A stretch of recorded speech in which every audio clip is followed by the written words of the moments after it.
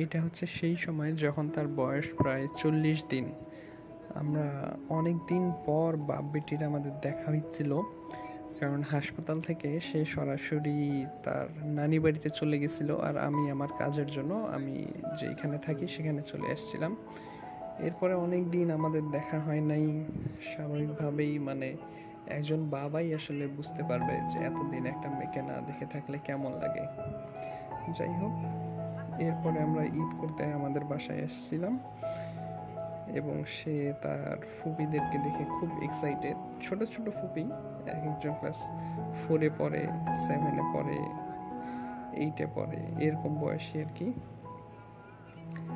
আর এই সময় আমি যা বুঝলাম যে সে হচ্ছে লাইট দেখতে খুব পছন্দ করে, অর্থাৎ কোনো জ্বলন্ত জিনিস দেখতে খুব পছন্দ করে, কারণ এই সময় তার চোখ ফুটতেছে, তার দৃষ্টি জাস্ট ডেভেলপ করতেছে আর কি। সে খুব সুন্দর করে লাইটের দিকে তাকায় থাকে আর চেহারা চেনার চেষ্টা করে। এই সময়ের বাচ্চারা আমি বুঝলাম যে তারা ফেস চিনতে শুরু করে ধীরে ধীরে। এই সময় অবশ্য আমরা একটা ভুল করে ফেলছিলাম, এই ভুলটা আসলে শেয়ার করতে চাই। সেটা হচ্ছে ওকে আমরা অ্যান্টিবায়োটিক খাওয়াইছিলাম কি জন্য? তার পায়খানা একটু বেশি হচ্ছিল, আর আমরা ভাবছি হয়তো তার পেট খারাপ হয়েছে, এই জন্য ডাক্তার দেখাইছিলাম। ডাক্তার অ্যান্টিবায়োটিক দিছিল, যেটা মোটেও উচিত হয়নি, আমাদের আর একটু স্টাডি করা উচিত ছিল।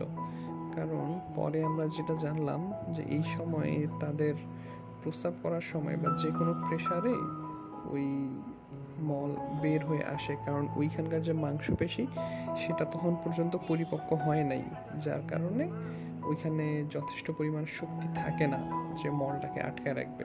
দেখা যায় প্রস্রাবের সাথেই একটু বের হয়ে আসে, অথবা একটু মোচড়ামুচড়ি করলেই বের হয়ে আসে মলটা, যেটাকে আমরা ভাবছিলাম হয়তো তার পেট খারাপ এবং অ্যান্টিবায়োটিক দিয়ে ফেলছিলাম। এটা আপনারা কেউ করবেন না, এটা আমার অনুরোধ। আর এই সময় তার ফুপিরা অনেক জোর করতেছিল যে তার কিছু ছবি তুলি, এই জন্য তাকে সাজানোর চেষ্টা করতেছিলাম আমরা। বাট সে স্বাভাবিকভাবেই বিরক্ত হচ্ছিল, কারণ এত মুভমেন্ট সে পছন্দ করে না, নড়াচড়া, যেহেতু সে এখন অনেক কচি। তো আমাদের জন্য দোয়া করবেন ইনশাল্লাহ। আসসালামু আলাইকুম।